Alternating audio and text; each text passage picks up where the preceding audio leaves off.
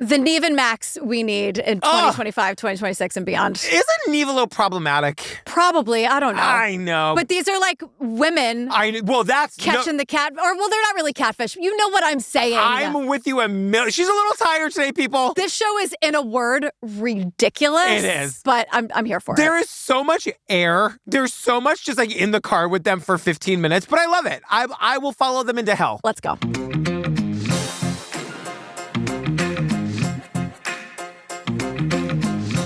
Hi, Julie Mazzavali. Hello, Patrick Hines. Fam, don't forget to join the Patreon if you want to. If you want to. We've got over 500 full ad-free bonus episodes. Also, by the way, our holiday calendar is about to come out. Oh my God, it's so fun. We send it every year to our hero belts here. It's like the most, I've seen all the images. They are so beautiful. They are so much fun. Yeah. But we also have 500 full ad-free bonus episodes. We got ad-free versions of these episodes. There's drag bingo, so much stuff. We have so much stuff. We really do. Yeah. Speaking of, we also have a Discord. We have a Discord. It has so many channels in it. You can like suggest stuff for us to cover. It has like an animal channel and like an off-topic channel, but like everything's off-topic, but everything's on topic. It's so much fun. Oh my! How do they vote? Just go to the show notes, I guess. Click on the thing there. It's right there. We got you. All right, girl. What are we talking about today? So this is LoveCon Revenge. So this is a Netflix show. It's with Cecile from Tinder Swindler. Cecile. Okay, because somebody calls her Cecilia. It's Cecilia from Tinder Swindler. It's spelled Cecile, but it's pronounced Cecilia. Cecilia, don't do this to us. Yeah, this is the first episode and then the first 15 minutes of the second episode because Netflix is trying to force us to binge this. I don't appreciate that, though it did almost work on me twice. Right. You know what I mean? But we got you. Yeah. I never thought that I would become a victim of romance fraud. I gave him $150,000. $2 million of debt. These scammers have been getting away with this for way too long. Hi, Cecilia. My name is Jill Chardine. I met a man online. He was charming, handsome, a ladies' man, like the perfect man. I mean, really, it was almost too good to be true. He called me up like in desperation saying that he needed money. It was only going to be for like 48 hours, so the understanding that he would pay it back. I looked at my account and I just saw ATM withdrawals. I just had to do something. Brianne Joseph is a private investigator. You recognize this guy? That's him in the green. Go, go, go. I'm like a pit bull. When I grab hold of something, I don't let it go. He's hauling ass now. Haul ass with him. We're gonna find them. I'll find his Facebook page. Hi. Expose them. You're rocking. Where the tears are real. And bring them to justice. Show me your hands. Do it now. Ain't nobody afraid of you. Well, we're opening with Cecilia, and like we're sort of like getting her backstory. We get it twice in this episode, but she tells us she never thought she'd become a victim of a romance fraud, but she did. I gotta tell you, these romance scam documentaries, I could watch them forever. Like, we're doing a bunch. There's so many. Hate it, but I also love talking about it because I feel like this is something that can actually really help people. It's true. Like, there are people who could be listening to this episode who are in the middle of one right now and don't even know it. Yeah, or feel like they don't want to talk about it because they feel embarrassed or something, but like, don't. The number one thing from this, if you like, they say to us over and over again, I realized I was being scammed, but I didn't know how to get out of it. Yeah. Just tell somebody that you love. Tell them, please let them help you. Like, let's get you out of that. Yeah. So Cecilia is teaming up with Brianne Joseph, and Brianne calls herself a badass. I don't care that the question from behind the camera was, what makes you a badass? I don't give a shit. She called herself a badass. Yeah. We need more of that. Listen, her whole deal is like, Cecilia wants to get the guy, but she's going to be the face of the operation. And Brianne is like behind the scenes, tracking down the shit, getting the good work. Like, they're going to burn it down. They're burning it down. So let's go to Nashville. We're talking to Jill. Yeah. She's the person they're helping today. So Jill met a guy named Todd Dean online. We dated for almost a year. I gave him most of my savings, but now he's gone. I really don't know what to do. The police are saying there's not enough evidence that it's a civil matter, so I really need your help. The cops won't help her because there's, quote, not enough evidence. So she's turning to Cecilia and Brianne, and they're going to determine if it's a scam or if it's just like, quote, a relationship gone wrong. And which I think is a very important distinction. I couldn't agree more. And I was going to say, like, this is where we need to start getting laws on the books about, because it's like when the cops are like, well, we're like, she's an adult. She can go missing if she wants to. There's got to be laws on the books that, like, we can point to, like, certain things and say, no. Like, she's in or they are in a romance fraud. This is real. This happens all the time. time. Yeah, and this has like a couple of twists and turns that are like also like just pointing to that very important distinction of like people did just give this guy money. Yeah, I mean, and that's true. Like that just happened. Yeah. So Jill met this guy on Facebook. Again, I had no idea that was a thing. I was Facebook dating. Same thing. There's Facebook Marketplace I barely know about. That I know more of, but Facebook dating I didn't know. We just did this in Hey Beautiful, I think, right? Oh, did we? Yeah. Good for you if you're finding love on Facebook dating, but didn't know about it. Yeah. It's her first time on a dating site. She was divorced for 10 years. Her daughter's 17 years old. And Jill, like most of these women, or these women always are, very, very, very successful. And like she was really looking forward to like dipping her toe back in the dating pool, because why wouldn't she be? And she wants the full package. I guess I was looking for a family man, attractive, someone with a career that was successful. And when I saw Todd Dean's profile, he checked off every single box. She's basically telling us that this Todd person was everyone she was looking for, and his pictures were all about being active and traveling. He's skiing, hiking, he's got it all. Old men need to do better about like just getting out and doing stuff physically, because I feel like all you gotta do is post one video of a walk in the woods and everyone's like, he's perfect. Yeah, on the slopes. I know, exactly. And those stupid goggles. And Jill, she did the thing. The goggles are the worst because you get the sunburn around the eyes. Not that I would ever go skiing, but like with the goggles? Day and night. But the goggles? Then you don't get burned if you wear the sunscreen. It protects you from being burned at all. See, you know everything. It's sunscreen. Daisy calls it sunscream. Still to this day. Look, I know. I love that.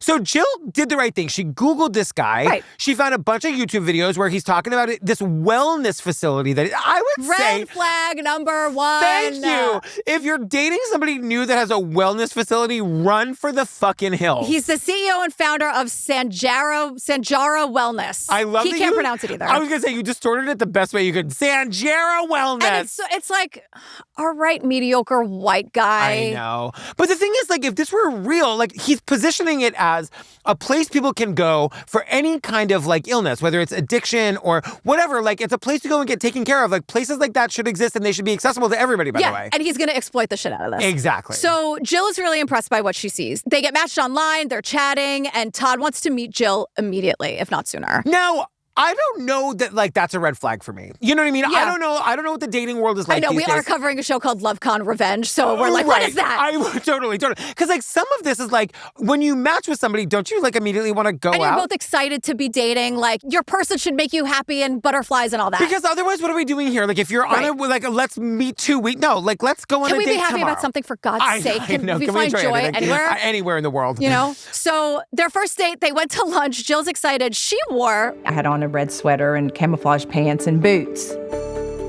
We met at the restaurant. I walked in. He had on a camouflage vest, cowboy boots as well. We looked great together. We had a wonderful lunch. I felt like just an instant connection. They both show up wearing camo and boots. A match made in heaven, says Jill. Loving your NRA lunch that you're having together. You know what I mean? But after lunch, he brings her out to see the wellness facility. Once again, not a red flag. Like, if I had, 100 acres of land with a bunch of buildings where I'm going to take care of people, I'd be like, hi, new date person. Let me come show off my shit. Right. But immediately Jill's like, oh, it was almost too good to be true. And I'm like, guess what it is? It is too good to be true. But it is. But not yet. I don't see red flags yet. Like, I think, Jill, you're going along. Everything's fine. He kissed her really fast. That was great. She's on cloud 9. She feels like a kid again. And that's how it should be. Yes, and like, that's the other thing is like 99% of the time, that's fine. That's good. Like, someone's got to fuck it up for people every time.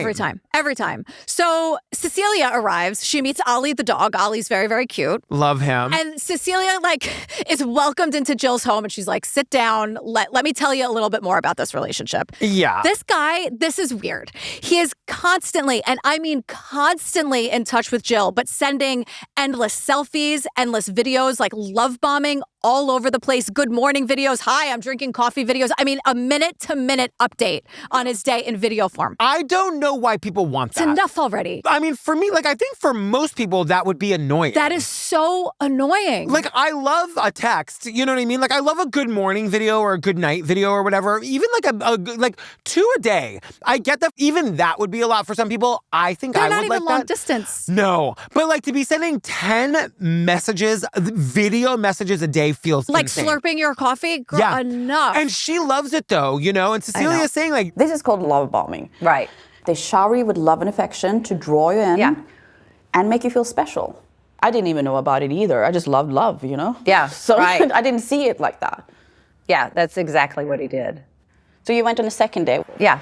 Cecilie is saying, I didn't know that love bombing was a thing either. Of course. And of course. I think there's no shade there. She didn't know. This is what happens. It's like, I'm sorry to make this comparison. Yeah. It's like we say no one joins the cult. Everyone was looking for something. Yes. This guy's giving her everything she wanted. I want to just say for the exuberance among us, like I think you could also do that and not be love bombing or trying to take advantage of something. You know what I mean? But like even now, like the messages are a lot, but she likes it. And it immediately goes sour though. The second date, he takes Jill to get her nails done. He decided he was going to take her. He decided. Yeah. He films the entire thing. He picked out this truly heinous green color for her pedicure. She pretends to love it. She hated it then. She hates it now. Yeah. She says on the video that she loves the color. I want to slow down on this because she is saying like... He suggested the green color. Not anything I would have ever gotten put on my nails. Ever. You like that color? Love it. I absolutely love it. But he wanted to spend time with me. He wanted to do things with me and for me. That made me happy.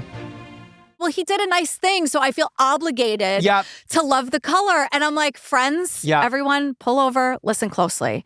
If you feel on your second date you have to go along to get along, run. Yeah. Run. Like something is amiss. If the person is going to feel ungrateful about you not liking the color, then it's more about them. It has nothing to do with him wanting to pamper you. I agree. He's controlling you. You know, it's the kind of thing where there's nuance to this because it's like, he picked out the color. She clearly didn't like it before it was on her nails. So she could have been like, I don't really like that color. But she also could have said, I don't want to get my nails done. Oh, I think she did want to get her nails done, you know? But like, I'm saying like, he's deciding this. It's very controlling for a second date, I think. It is, although I think there are those who really like a quote, take charge kind of person. Fair enough. So like, even now, it's still like, okay, like, but you can see what he's doing. Like, he's grooming her. Like, we're going to learn this later. Yeah. He's looking to see how far he can go with the control. But it's like when you're the Jill here, like there's nothing to look back on and feel like you did wrong because like you're just a nice person and you know what I mean? This is a new relationship. Yeah, and we're raised to say thank you. It means a lot to him that he's able to do this for you, whatever he's telling you. Yeah. And also, if he's really going to treat her like a queen, she can have any color she wants. Well, and he's manipulating her. The color is, it's an ugly color. On purpose. So that's what was my question. Like, was he testing her, I think so. knowing she wouldn't like it, but to say that she did? The color is ridiculous. If you love it, like it could be for a certain vibe. Like if you love it, great. Yeah. But because I know she doesn't like it, it's uglier to me. Yeah. Like my friend Allison from high school, when we went and saw Rent on Broadway in previews, like when I first, she bought a skirt that was that color, looked gorgeous on her. We called it Rent Green. She loves that color. It looks great on her. Right. But like on Jill's nails, not so much. And she doesn't like it. Yeah, exactly. It doesn't matter. Yeah. It could be the ugliest, the prettiest. It doesn't matter. She doesn't like it. She didn't want it. She was faking it on the second date. Yep. Run. I don't know. I want to agree with you, but I also like the idea of saying like to Jill, it feels harmless. You know what I mean? Yeah, it does. It's just weird that she got the vibe of like, I should say that he's going to be upset if I say I don't like it. Yeah. Already? I agree. Already? On my and Steve's second date, I took him to get his nails done. Actually, we did that probably in the first week, but I took him to a tapas restaurant. He hates tapas, and he told me the second we sat down. Now, is that rude? No, actually, Mike will attest to this. Mike asked, was it our second or third date? Or maybe was it I don't know where, it might have been our first date. He suggested tapas and I was like, I don't want to do that. I told him, I definitely want to go out with you, but like, I'm not going to be like excited for that restaurant. Can we try something else? It's so funny because I surprised him and we sat down and when he saw that it was tapas, he's like, oh, I don't really like tapas. My face fell. Yeah. I was like heartbroken that I had taken him someplace that he didn't like. Oh. So I'm just saying that's an example of that kind of interaction going fine. You know what I mean? It's like you can be honest. It can work, but I would never have. If he took me somewhere for our second date, if like a kind of food I didn't like, I would have eaten the whole thing and pretended like I loved it. Wait, so what did you do? We stayed. It wasn't like we had already ordered food maybe or whatever, and he felt so bad right away because he could tell that my feelings were a little bit hurt. And we stayed and we ate the dinner, but it's been a thing. So he doesn't hate it that much. Yeah, well, I think that also he felt like he had made me feel bad. See, fam, we are giving you an example of like, the way this would happen in a normal relationship. You know what I mean? Like, you have the honest conversation, somebody feels bad, we apologize, we say whatever, we make it up, and we talk about it for 18 years. It comes up all the time. Does it really? I mean, That's hilarious. in a funny way, like, Yeah. you know what I mean? But, remember that time you took me to that restaurant I hated? and you told me, and it was our second date, and I was so excited to surprise you. I'll have to ask Mike. It was early. It was either our first or second date, but I was like, I want to be excited about the restaurant, and like, let's pick something else. And we did. See both sides of the argument. Like, I think it is okay to sort of like on a second date be like, thank you so much for this. I love it. Yeah. You know? Yeah. Whatever. I hate this guy. I know. So let's talk about his condo. Early on, he gave me a key to his condo in downtown Nashville. The condo matched Todd's personality to a T. It was flashy. During the week, I stayed at his condo, even if he wasn't there. It was definitely moving into what I thought was a relationship. I'm a very fast mover. Like, Steve and I moved in together after 3 weeks, and I wanted to, like, be with him all the time from day one. Yeah, so, I hear like, you. I'm with Jill on this. Like, Jill's excited to get the keys to the condo. She loves being there even when he's not there. It makes her feel like this is a real relationship.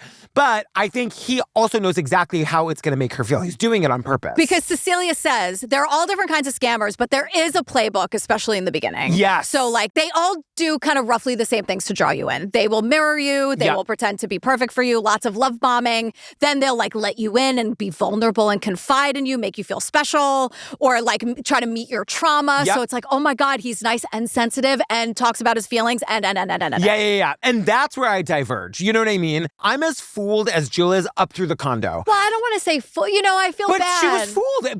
But the thing is, we have to say what it is so that people don't feel the shame. Like, of course. Jill, anybody would be fooled. Anybody who wanted a relationship like you did, it's okay. Like, the trap that people fall into is that they get embarrassed and they don't want to say, like, he fooled me. Right. But he did. And it's okay. And it's not totally your okay. fault. He did it on purpose. Well, and because he seeks out people Yes. that would work for what he wants. So, for example, I'm like Jill, where, like, if I were single, I'd probably want to be single for a minute, but then I would immediately want to be in a relationship. And if I met somebody who was, like, wanting to give me the keys to their condo in the first week, I'd be totally into it. I'm susceptible to this. Yeah. But Jill's honest. Jill has been through it. And she says, like, she really opened up to him about her trauma. I opened myself up a little bit to him about my mother. She had committed suicide in 2016, and I've struggled with depression and mental health for years. I'd been to a trauma facility, so I still had some traumas that I hadn't finished working through. Her mother died by suicide in 2016, and she says that she's struggled with depression and mental health for years. And it's just a lucky break for him that he's pretending to have this, like, this wellness Sanjara place, like, transcends a bunch of different relationships that we meet. But, like, what a lucky break for this asshole. I don't think it was that lucky. I think, like... That he picked her? Yeah. Oh, maybe. Yeah. Something about her. I think, like, maybe he would have ghosted her by date 2 or 3 trauma. if she didn't have this. Because Jill spent time in what she calls a trauma facility. Yes. And she says she told him that she still had traumas that I hadn't finished working through. That's why these people are vulnerable right away. Yeah. To see what do you have? What can I work with here? So she opened up and he goes, perfect. I'm gonna keep this going. But now here comes the red flags that we can all really learn about and know when it happens and you feel weird about it. Like this is the playbook. He asks her for money. By comparison, this $1,000 feels like a small amount to Jill, and he pays it back right away. Well, because this is like a high-end wellness retreat. It's a $1.8 million facility, but it's also a startup. Exactly. So that's the thing that doesn't make any sense. So it's $1.8 million, but just $1,000 more, Jill, please. And Jill, don't you want to help people like you? Where would you be if these facilities didn't exist? So to her, $1,000 is peanuts for all of the good it could do for this $1.8 million facility that is just short $1,000. And he gives her the money back pretty quickly, plus another $500. We've seen this before. I mean, but that's the thing. Like, we got to start noticing the patterns, right? Yeah. So that's a pattern right there. Sometimes the fraudster will ask for smaller amounts at the start and then pay them back. It's just such a smart and simple way to win the trust of their victims. But after a while, they will just ask for bigger sums and it will kind of never stop. This is a small, easy way to essentially steal your trust. They say earn your trust, but he's stealing it. Yes. Because it's all bullshit. It's a tactic. Yep, and then the sums will become larger as they go. So that's another thing to pay attention to. And he is like weirdly very honest about it. He's like, I just care about the money right now. All I need is the money. So to be honest about it, it has this air of honesty, but that's all fake too. Yeah, and she even says she starts to notice that like the warmth is draining away a little bit, and he's all about the money. But she says, I felt like we were building something together. It's so sick. It's so fucked. It's so sick. He's using her trauma against her and making her feel like it was her facility too. It's evil. I don't understand how a person has the kind of energy to be this. It must be exhausting. Yeah. It has to be. Yes. Like and it's a 24/7 job. You know what I mean? You're never off the clock. That's the thing. And like so many like that's why these people always like fall apart, because there are too many you cannot keep it up. Exactly. When these it's too much. Yep. You could also not do this. Well, like that's an option too. I mean, that is always an option. Just for a reminder. Exactly. To everyone out there. And Jill, this is where Jill says, Once I was in so deep, I really didn't know how to get out of it. I gave him all of the money that I had. Wow. He said, you make sure you don't tell anyone. So I was dealing with this internally, and I didn't have anyone to talk to about it. It was just complete anxiety. Yeah. she says she didn't know how to get out of it. And because he's also stressing not to tell anybody about this, which is another red flag. And she says she's given him all the money she has. Yeah. And now, like, we don't know how this ends yet, but Jill is telling us that she went to the cops and they did nothing. And they're like, this is a civil matter, you idiot. Like, I just thought when somebody is saying, give me every dime you have, but don't tell anybody, how do you get away with that? Like, what's the reasoning behind don't tell anybody? Don't tell anybody is a red flag across the board. Yeah. And, like, we see that in, like, child abuse cases all the time. Like, that when they're like, but don't tell anyone, that's a major red flag no matter how old you are, no matter what the situation is. If everything has to be a secret, it's a problem. That's a big problem. So Jill says to Cecilia, it would really mean a lot if you could help me get the police involved, because it's clearly much bigger than just like, oh, this guy was nice to her and he love bombed her and now she doesn't have any money anymore. Right. Like, what's going on here? Her life savings is gone. And also, like, we got to stop him from doing this to other people. Like, that's the other part of it. Let's get Brianne Joseph involved. She's the PI. Hi, Brianne. Hi, Brianne. She tells us that a private investigator is someone who uncovers the truth, who reveals the deceits. Yeah, and like her job here is to like build the case against the bad guy. Prosecuting love fraudsters is very difficult to do. Police see it as relationship issues that need to be resolved in civil court. In order to build a case, I need to know what was the story they told you that made you give them the money. And was that story based on fact or fiction? You can't just go to the cops with like your one story. The best case scenario is you can get a bunch of people that he's done this to, put it all together, and then you go to the cops and present the entire case, and then it's irrefutable. They can't say this is just your bad relationship. Right. So phase one, we got to get eyes on this guy. We got to find out who he is. How big are the lies, really? And it's funny because I feel like a lot of times these people don't have a big social media presence. This guy on LinkedIn has over 500 connections. He lists his position on LinkedIn as CEO and founder of Sinjara Wellness. He calls himself a proven visionary and leader. Mm-hmm. So like... Marge Simpson grown. Well, but that's the thing, because when you meet him on Facebook dating and you Google him, like he looks legit on paper. Now... we see, there's a video about this place, right?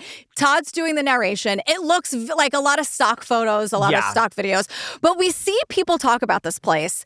I don't know if you clocked this, but when these two people are standing in a field, they don't have their names. It just says holistic wellness expert underneath or counselor. Oh, yeah. So I'm like, is this so that people can't Google you? Right. Like, it's just their title talking about this place. And we're going to investigate this video more later. We'll get more into that. Yeah. But this is where Brianne is saying, we got to find everybody in this video. We got to find them and track them down and find out what they know about this guy. They're running into brick walls left and right. They can't get anywhere. They're dropped phone calls, wrong numbers, no answer. I mean, it's crazy. So Brianne finally gets Josh on the phone. Josh's company made that promo video and they filmed it in 2021. Yeah. And so Josh is saying, he is acknowledging that the people that were interviewed did seem to be legit mental health professionals. Not like they were paid actors, which is kind of what I was expecting. And the video is for investors. So they're trying to get funding. So this is kind of an internal investor video, or at least that's what Josh was told. And he talks about Todd on set. He was different. He was charming and He was pretty flirty with quite a few women there. To be honest, the whole thing was weird. Like, it really did feel kind of cultish. And it really did feel kind of cultish. And I'm like, oh, God, is this a cult? Please be a cult. know. Oh, God. It's not a cult. I wish it was a cult. Josh directs them to Sheena. Yes. Sheena was Todd's assistant, and she was really in charge of everything, says Josh. She ran the show. Yes. Now they're working with another PI, a guy named Mike. He's like the local PI. And they get a lead from this guy about, like, they're trying to track Todd down. They find his apartment. Mike says he sat on the apartment day in and day out for days, never saw Todd come or go. He's also apparently changing his appearance. Yeah, he has disguises, allegedly. Nothing shady about that. Yeah, like sometimes he's wearing a wig or sometimes he's bald, and I'm like, what? That is so... Can you imagine putting a wig on, like, as a dude to, like, be a fraudster? That's so wild. Or that fake face that Durst did. Remember that, like, plastic? Oh, my God. That was, like, the scariest face. thing we ever saw in a documentary. He also plays a lot of poker. Yeah. But he does it in the middle of the day at a strip mall or, like, a shopping center. Which sounds like absolutely no fun at all. I thought, I didn't know... it's not like a dig at poker. Right. I love playing cards. I'm just saying, like, it's always at like 2 p.m. at like in a shopping center. It feels like the equivalent of going to like a strip club at 2 p.m. Like, it feels like you should be doing that at dark, like when it's dark out. It's weird, but he does it constantly and with a lot of people. But we'll get back to that. So they're gonna do a stakeout because he's playing like in an hour. This is all 11:15 a.m. It's so overproduced. Everything is so staged. I think this guy actually did the bad things. But like all of this is like, oh, Mike, are you around to help us with this thing? It's like Netflix, And then we get a quote phone call from Brianne where she's like, Cecilia, Sheena mentioned someone named Karen from Idaho. She may be another victim. I have her details. I need you to go talk to her. it's Brianne. Yeah. I need you to go find this lady She's and like, get her what? information. I know. Netflix. I know. We've all been here before. You don't have to dumb it down too much. We're all family Netflix. Come on. Come on. So they spot Todd, like, coming out of the poker place or whatever, and they follow him, and like there's this chase that happens. And it's also, I don't understand the timeline, because when they first see him, it's like the middle of the day. 20 minutes later, we're chasing him on the highway and it's pitch black out. And then they're so shocked that he's going to the wellness facility. I'm like, obviously that's where he's going. I mean, it's very bizarre. And then we're back with Jill, and she's like, oh, we were always at the facility where she was always doing yard work. Free fucking labor. And everything was great until one day, Todd abruptly ends the relationship out of nowhere. Jill has no idea what hit her. And like, what was his explanation? I don't know. She's heartbroken. She's totally blindsided. He doesn't seem to have an explanation. Imagine being her. You were all in on this guy, knowingly ignoring red flags. Financially all giving in. him every single penny that you have, and now he's cut you off. And once again, this, I think, is why people don't report these crimes, because Jill probably was very embarrassed and was like, I'm the idiot. No one's going to help me. Jill, it's not your fault. Like, he did this to you on purpose. But then he starts texting her again. Oh, come back to me. Excuse me, you're the one who left. But this is where Cecilia says, they reel you in with love and attention. Once you're hooked, they will unexpectedly pull away. Suddenly you're the one chasing their love and affection, and that's the power shift that they want. You're not thinking straight. That's when they can get even more money from you. they do this on purpose because now you're the one chasing them. And that's what Jill says. She goes, everything was the same, except now she says that she felt like she was walking on eggshells. She was feeling very insecure, not good about herself. And this is when the emotional and mental abuse starts to go into high gear. Because now she's like, he's going to leave again. Right. And like my question for Jill, and it doesn't matter what the answer is, but my question for Jill is like, did you go back to him because you need to get your money back? Or were you like still in love with him? I think she, like, in every sense of the word, and has invested too much. It kind of has to work. That's what it was for me. And it wasn't a financial abuse situation, but it's kind of like, well, I'm into it now. And everyone told me this was bad for me. And now I'm here and I'm going to feel like a real fucking idiot to have to say, yeah, you guys were right. And he's awful to me. Like, that's just, but it goes on. I mean, I get it. And there was no money involved. I'm just saying, like. Yeah, no. And I feel for all of the victims of these love frauds, because you can see how, and the police reinforce to them, like, you're just an idiot and you made some bad decisions in your relationship. And what he's doing now, like, he's done this so many times that he'll be like, come on, Jill. Like, again, these endless videos now that they're back together. It's like the videos, my God. But now the video tone has changed. Because he's like, you're not acting like yourself today. Just say it. Just admit it. Something's going on. And then it's like, wait,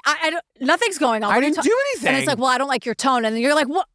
you're making me defensive and then you're mad at me for being defensive, but nothing is wrong. I know. Like, you want me to admit to something I didn't do. And like, I want everyone to watch these documentaries or listen to these episodes because I can only imagine how lonely that feels. It's incredibly lonely. And you feel like you're the only one who's being treated this way. Like, but like so many people are going through this. Yeah. And this is the power dynamic that he wants. He's in charge. Yes. She wants to please him. She's feeling really bad. He has all the power. And now he's telling her that he needs more money because they increased the mortgage on Sinjara. The only thing that I could think of at that time was taking money out of my retirement, and I was able to get him $12,500. His reaction was, he was more so disappointed that he would have liked to have had more. He's disappointed that she couldn't get more. But this fucking loser, like, they were dating for a year and he'd send her videos sadly asking her for $25, like a pathetic fucking loser. And like, I was watching those videos and I was like, what is it? Like, he doesn't need the $25. Is it just him just holding the power, just exerting the control so he still knows he's got it? Yeah, that's exactly it. But like, what a fucking pathetic loser. Well, but then when she's got literally no more money to give him, he's saying she says they've been dating for about a year. She's given him everything she has. He asks her if her daughter can get money for him. Her 17-year-old daughter. Now, there must be a trust fund or a college fund or something, because Jill says she told him no.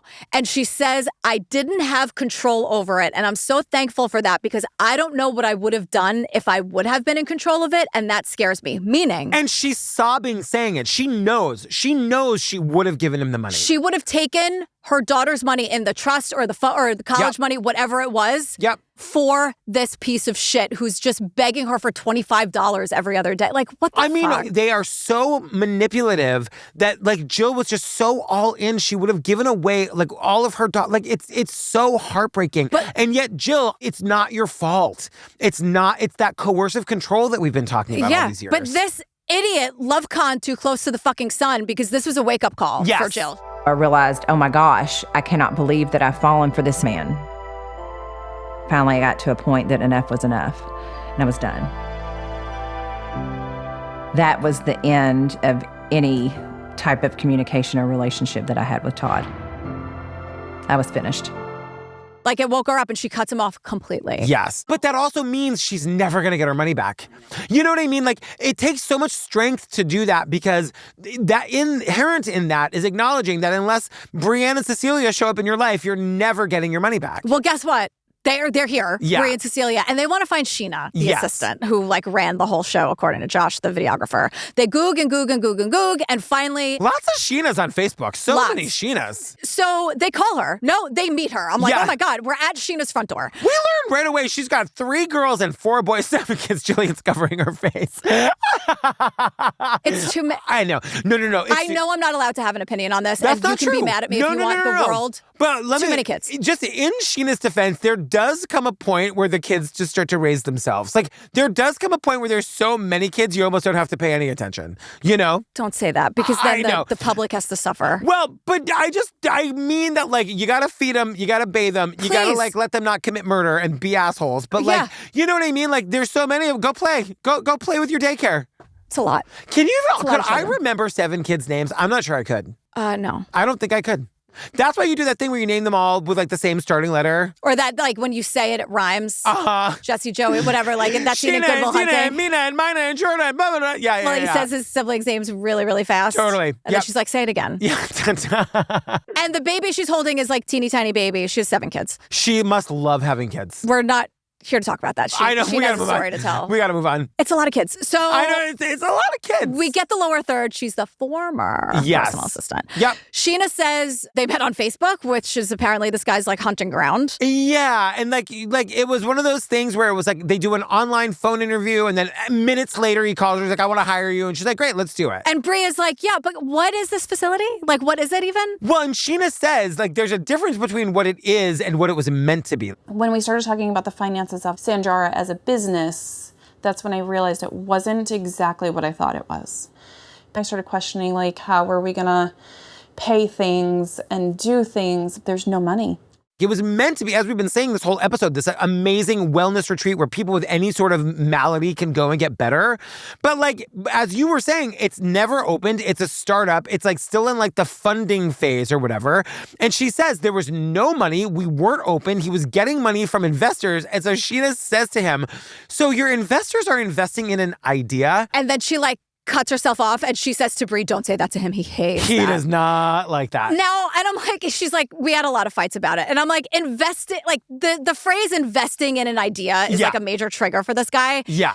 It really annoys me. It irks me so much when people are like triggered by a truthful statement. I know. It makes me crazy. What is it about that like was so triggering for him, I Because wonder? it's the truth and he can't handle it. But then in his mind, does he think it's real? I think he's got to believe it's real so that the investors believe it's Sheena. Shut up. They might overhear you, Sheena, and not give us the money. Yeah. I'm trying to scam people, Sheena. To me, her response was like, this guy really, like, I'm like, in his mind, did he think someday it was going to work out? Like someday it was going to make it happen? Sheena, how long did you work there, girl? I know. Long Knowing enough it was fake. to make a lot of photocopies. Look, she was there doing the good work. She did it. Because she was the fucking Karen Silkwood. Like, she stayed long enough to get all the paperwork. But she says, like, for example, when she explains the finances. I did eventually gain access to bank accounts and stuff like that. And I would question, well, where is the money going? We had, $50,000 4 days ago. Yeah.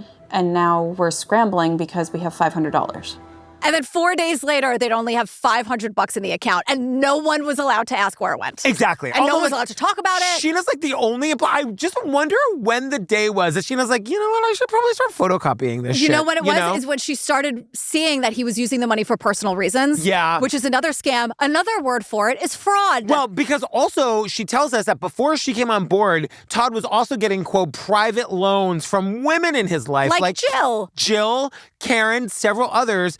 And she says these private loans alone were bringing into $50,000 to $100,000 a month. So how many of these women did he have going at once? I'd love to know the big fallout fight with him and Sheena. Oh, my God. Because this did not end well. No. And she's more than happy to talk about it, and she's got everything organized. Like, what happened? But my question is, Sheena, you've done all the right things. Like, you've done all the I'm not mad at you at all. But, like, what would you have done if, like, Cecilia hadn't shown up at your door with this paperwork? Like, were you just sitting on it, hoping that Netflix came a-calling? Or did you go to the cops with it? Or, like, what did you do? Interesting. Yeah.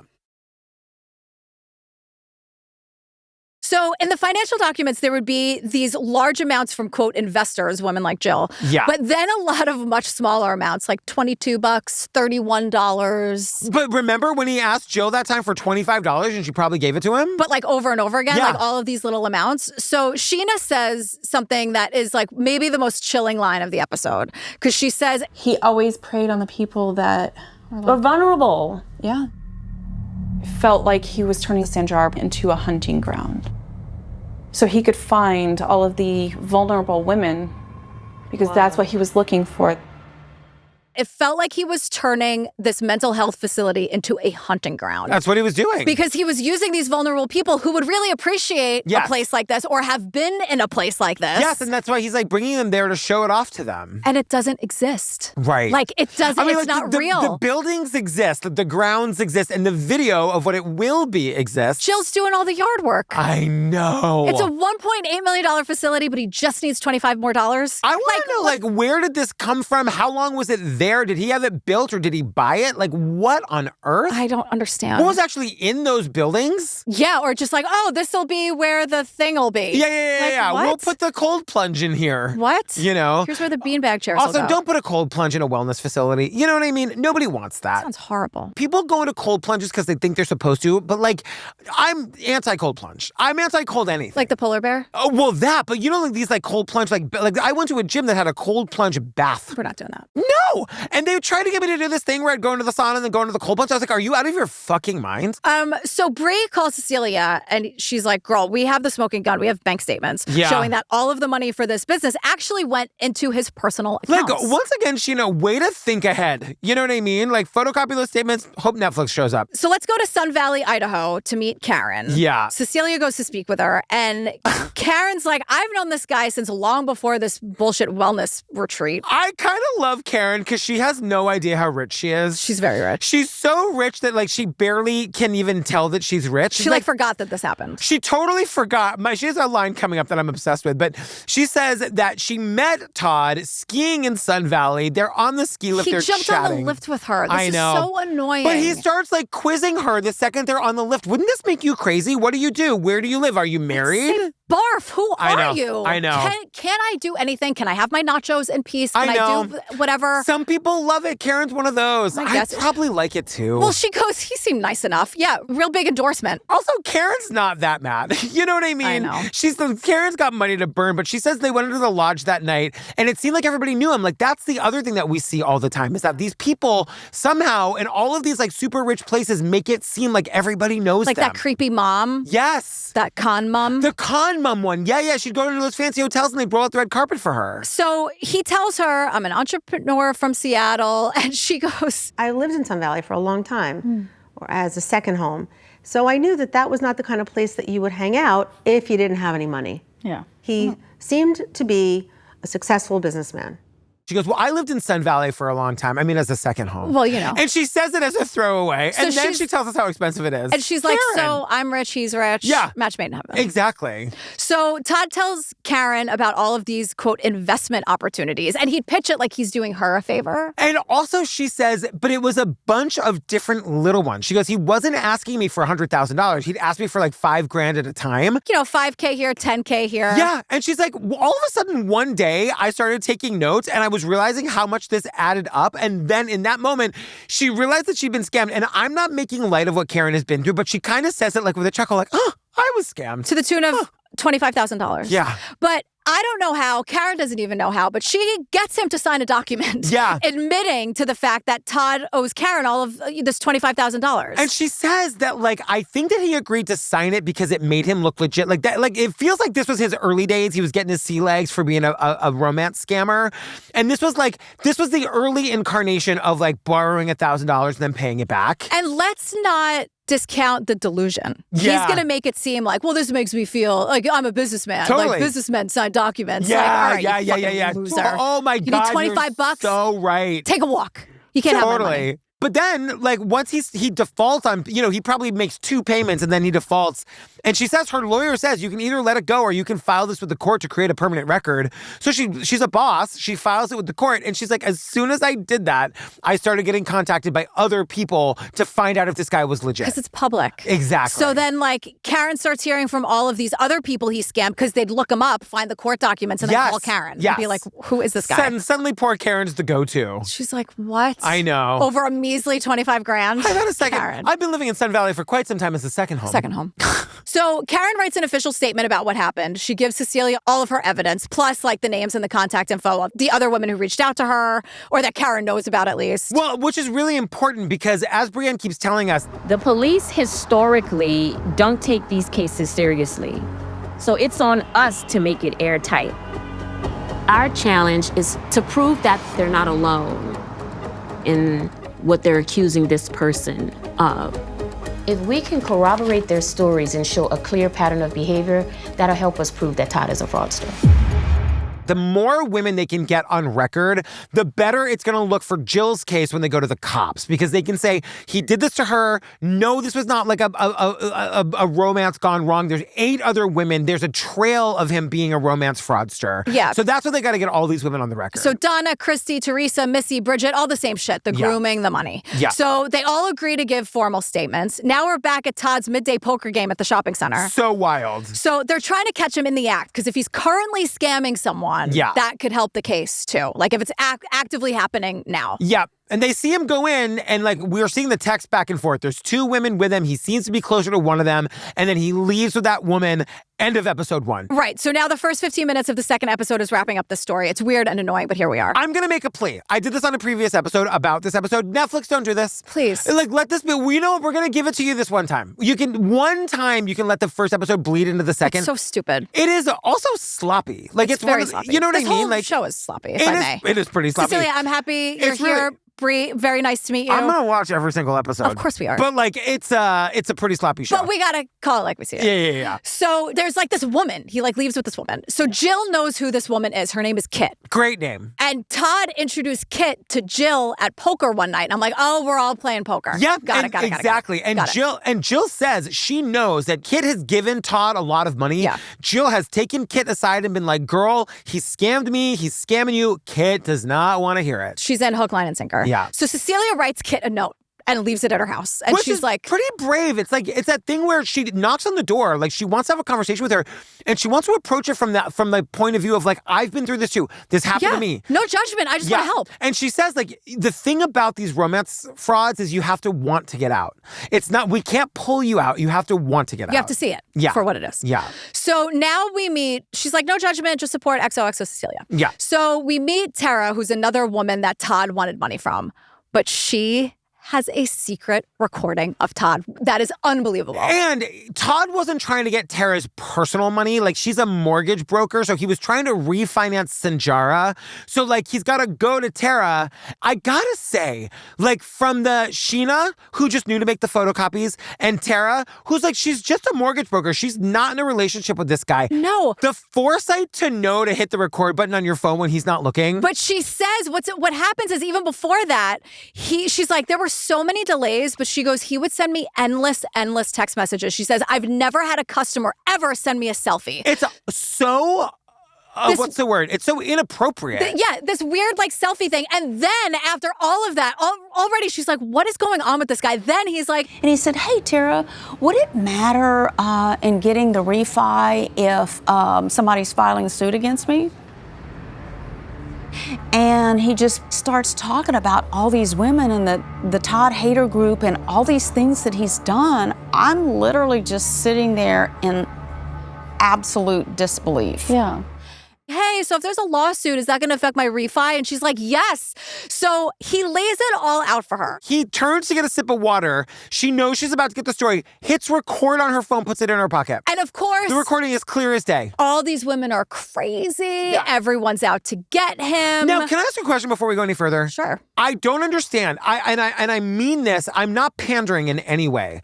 How do men not know that when you're telling a woman in a position of power, not a woman you're dating necessarily, but a woman who you need something from, that all these other women are fucking crazy, which are his words? Why does he think that's going to work? He's delusional. Because that's the answer. It must be, because there is an approach he could have taken. You know, that's like, I really loved her and it ended badly. I'm heartbroken. And so I'm heartbroken, she's heartbroken, but she's taking it out. He calls her crazy. I mean, but especially when Tara's like, okay, so I'm clear. Go all the way back to the beginning, enunciate, and speak right into my phone. And tell me about every single woman who's crazy nice that you've been and loud. with. Todd's like, sure.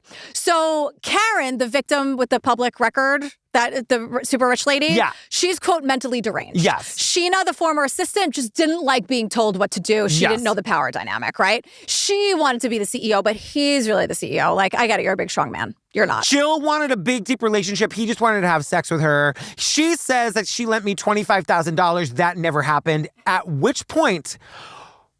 Everything added up over the course... Hold on. They're portraying me like Todd's... Tara tries to ask him a question, and he goes, hold on. Hold on, and talks right over her. The way that I tell you that I stood up when that happened, it is the most shocking. He does not hear himself. He has absolutely no regard for women, no respect for women, absolutely no respect for this woman. Like, it was shocking. It wasn't that shocking. Yeah, no, it is. It's like obnoxious to hear, but it's just like... Shocking's not the right word. It was jarring. Yeah, it was so like, do you hear yourself? Yeah, because he's also like, well, we were always giving each other $100 back and forth. She needed one. And I'm like, you're insane. And Tara knows you are. Yes. So she's just trying to get like, Tara, it's all right here. And she totally knows. But he is a hold on kind of guy. Of course he is, obviously. That is crazy. Yeah. Like, you could spot these assholes from a mile away. Once again, Tara, did you just, like, put this recording in, like, did you text it to yourself and hope Netflix would show up? What'd you do with it? But also, this is why we're here. Oh, because he out of the clear blue sky brings up Tinder Swindler. It's wild. He's like, have you ever seen Tinder Swindler on Netflix? You guys, this Cecilia, she was on Tinder Swindler. Like, this is why the show is here on Netflix. And he brings it up out of the clear blue sky. And he's like, I really relate to that. And Tara's like, do you? Because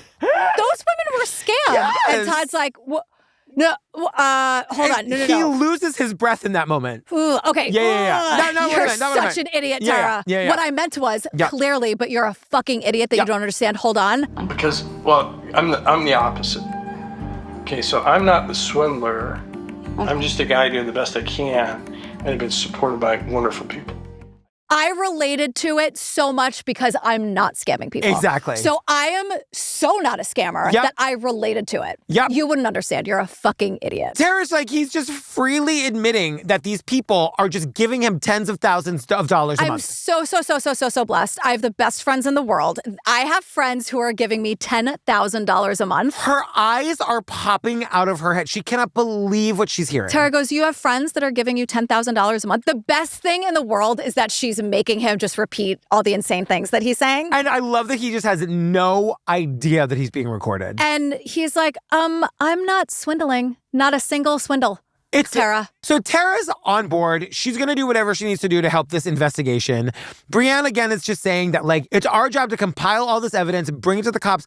If we do this right, this son of a bitch could face jail time and have to pay back all of this Because the stuff. point is, he's admitted on a recording that he's getting $10,000 a month from, quote, friends, which is shady no matter how you slice it. And also, like, I just want to say, yes, these women are willingly giving him money. Yeah. But defrauding the investors, that's the thing that's going to get a criminal case started here. And the other thing, the thing that we need to change that we've talked about before is this coercive control. We need people to understand that that's a real thing.